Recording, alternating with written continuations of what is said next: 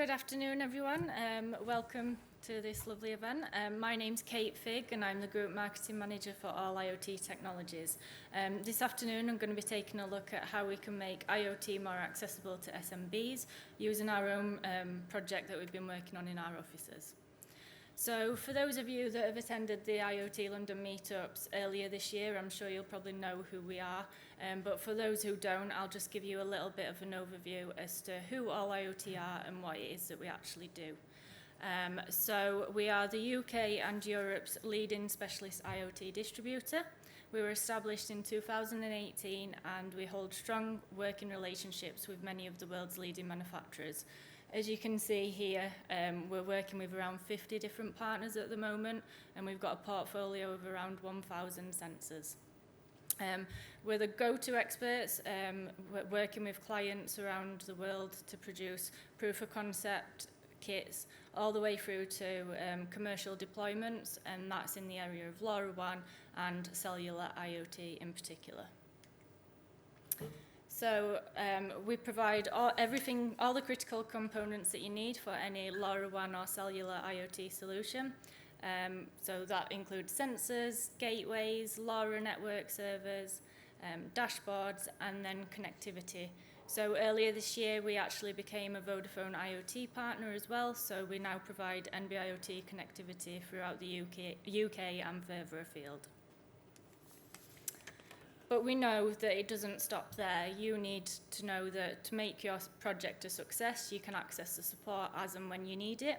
So we have our own team of in-house technical experts who test everything that we sell. If they're not satisfied with the quality or the capabilities of those products, we simply won't sell them. So just to give you a bit of an idea of some of the services that we can wrap around the products we provide, we can provision the devices so they're shipped, ready to be used, plug and play out of the box. We can also label them up so that when you're carrying out a large site deployment, it's really simple. You just literally place it where it needs to be and plug it, switch it on, and away you go. We can also come up with bespoke support contracts, so we know that everyone's requirements differ, so we can create something bespoke for you, extended warranties, product swap outs, and then project and product consultation. So the landscape's changing all of the time. We'll make sure that we're delivering the right products for your projects. So that's enough about us. I've already mentioned that we were established in 2018 and we're always testing the latest products. We're working with some really large enterprises and business is going really well. We're delivering some really innovative projects. But what we are seeing is that SMEs are much slower to take up with this technology. According to government data, 99.9% of UK businesses are actually classed as an SME. So I'm sure you'll agree that's a huge percentage that's not quite taking up this technology. So in December 2022, a member of our tech team decided to transform our own offices into a smart office, which led me to think that maybe if we can talk about how we're using these sensors and the data within our day-to-day business, it'll help to resonate with people that it's not exclusive and that in fact it's very accessible to everyone. So maybe you're sat here as an employee of a large enterprise looking at how you can resell these solutions, or maybe you're from an SME and you're wondering how you can digitally transform your offices. My aim today is to share our project so far and hopefully ignite some ideas of how you can adopt this technology. So when we think about smart buildings and smart offices, we quite often think of high-tech new builds. But as you can see in the image here, we're quite the opposite to that. We're actually based in a 150-year-old textile mill. We've got 16 employees and the occasional dog makes the appearance in the office. And so this is where LoRaWAN really comes into play. So the beauty is that it's minimal cabling, it's really fast to deploy. It took just one member of our team to transform our offices in 2 days. And just to give you an idea, so there's lots of different parameters we could be monitoring at the moment, but the key areas we decided to start with are temperature and humidity, energy, CO2, light presence and motion, and people counters. We're then bringing this all together in one centralised platform on our own Novascene dashboard. This allows us to monitor, visualise and manage our solution. So I know we don't have an awful lot of time today, so I've tried to split our findings up into 3 key areas. These are health and safety and well-being, energy efficiencies, and then future expansion to just see what actions we're going to take from the data that we're currently getting. So we'll start with our warehouse. It's pretty cold down there and the lighting's not great. It doesn't take a sensor to tell us that, but what we did find by using the sensors that we deployed was that our lighting actually wasn't in line with HSE guidelines. So according to HSE guidelines, in an area where a perception of detail is required for work, the minimum lux should be 100 and an average of 200 lux. Whereas over the period that we actually looked at, our average 24-hour lux was just 70. So it's quite a bit below what it should be. So there's a couple of contributing factors that could come into this. One of them is that the data that we looked at was during winter, so of course less daylight is going to have an effect on that lux as well. And then the other one is that our lighting is triggered by a motion detection sensor, so if people aren't moving about, it does switch off. So when we were looking at what actions we could take around this, it didn't make economical sense for us to completely renew the whole lighting system. What we did instead was install local lighting above the working stations. This was a really simple, cost-effective solution, but it did help us to address something that if an accident did happen, we would have been liable for. I've already mentioned it's pretty cold down there as well, so the average temperature over the period we looked at was just 13.48 degrees Celsius. And actually, that is within guidelines for areas where strenuous work is being carried out. But we do have hearts, so we got them some heaters as well. So onto our quiet rooms. So in the office, we've got 3 quiet rooms and an area where we can perform online training and record videos and things like that. So they're just smaller rooms where people can work individually or in small groups away from the hustle and bustle of the main office. On the far right, this data was taken when we were actually performing a virtual online training course. And when you really look into the data, you can see the guys going into that office, ranking up the radiator to full whack and just leaving it on. So over these 2 days, the room was actually only used for 4 hours in total, yet it was reaching 30 degrees in there, which is tropical in Huddersfield. Very. So on average, these rooms are actually used 70% of the time, and when they are used, they're only in use for around 76 minutes a day. But before we started looking at this data, we were heating them all day, every day, which I'm sure, as everyone's been affected by the energy costs increase, this was costing us around £2,000 a year, which to an SME is quite a big unnecessary cost. We have taken further action on this since then, but I'll go into that in a little bit more detail later. So these are just little bits that I've pulled out just to try and resonate a little bit more about what other things you may wish to monitor within an SMB.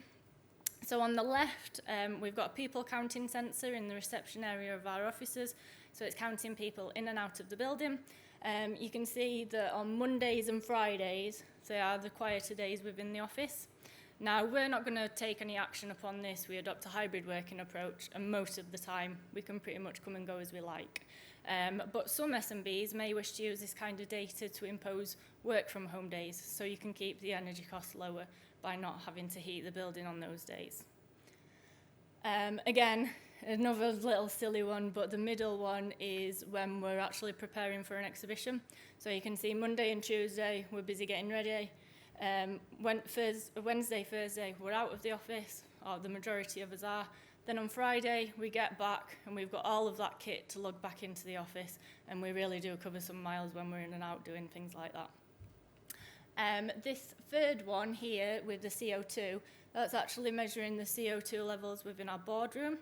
The data was taken during a board meeting, and our levels were actually okay at this point. But I've just given that as an example, as well as we're seeing a lot of demand for these kind of solutions, as the correlation between ventilation and concentration is really linked. So you want to make sure that safe levels are maintained and improve conditions and efficiencies within the workplace.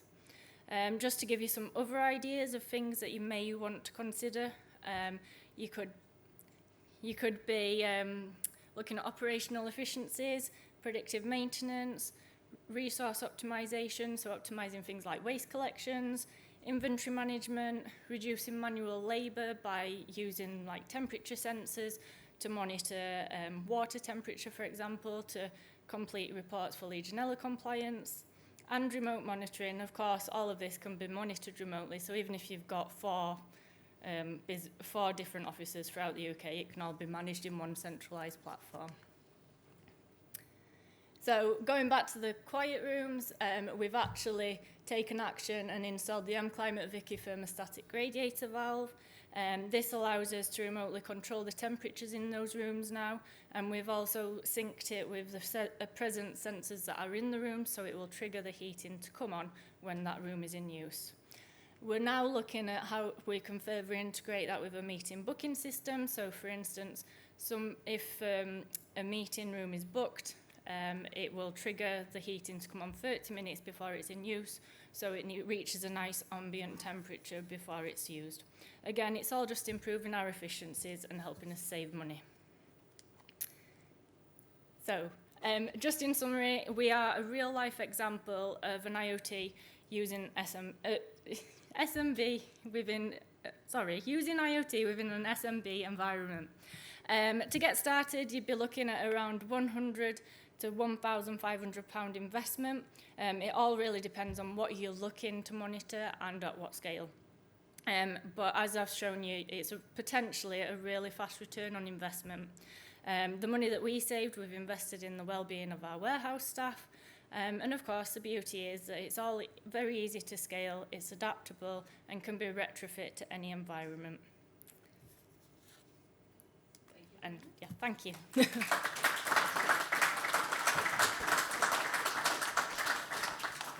Questions for Kate?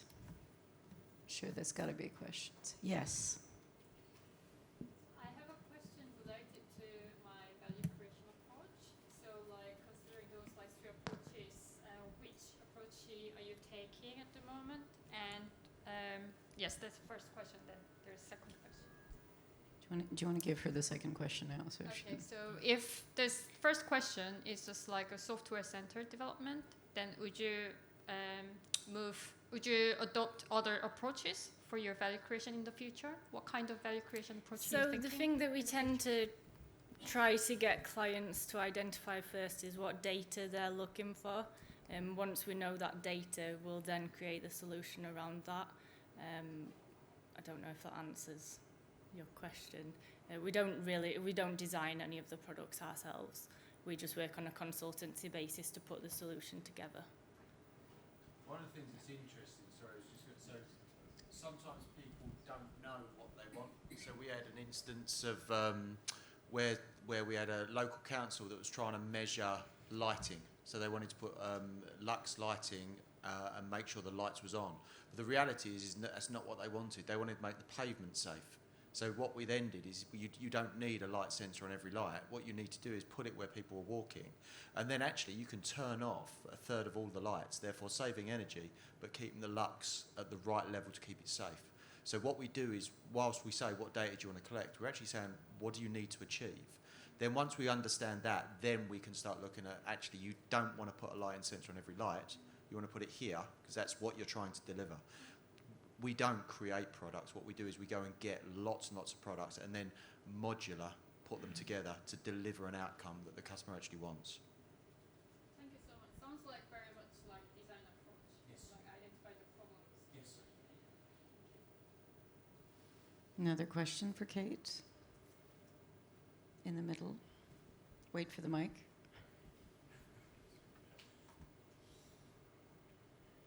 So obviously you as a company have visibility and understanding of the IoT landscape and the products that are available, therefore you can stitch it up together.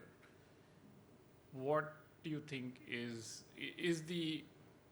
do the regular SMBs, the 99.9% of the SMBs, do they understand the products that are available in the market and the solutions that you can actually build with them? I know that's your consulting business, but your 16 of you will not reach 99.9% of the SMBs. Oh, no, definitely not. But we have people reselling our solutions as well. I think the key is it's the education, isn't it? A lot of people don't know what is doable and what you can actually be monitoring, so there's definitely work to be done there. So are you seeing patterns that are emerging within the SMB space, such as heating, lighting, are those the common patterns that you see, or is just too broad for you to categorize them as patterns? I think Rob would probably be, sorry Rob, you'd be better to answer that than me. Yeah, so smart buildings tend to be dominating right now. Everybody's looking at efficiencies, optimization. We've had energy hits across every market. So we're looking at clients who, they have an idea of what data they need, and data is king in what we're offering. What data do you want? What's the value of that data to you? It's about outcomes. It's not about the boxes that we sell. However, when they look at these, because a lot of the stuff we use is interoperable, it's okay, and we also want to know how much energy we're using, but not just how much we're paying for it, where are we using it? And that's happening on an increasing basis. So within smart building sector, energy and occupancy, how often is an office used? Do we need the space that we're paying for? Can we reduce it? And we're making the best use of it. That tends to be the main crux of what a lot of companies are looking for. If there's no other, oh my God, it's so loud. If there's no other questions, we're going to move us on. Have I got a Matteo here somewhere? Amazing. Please come on down. Thank you so much, Kate.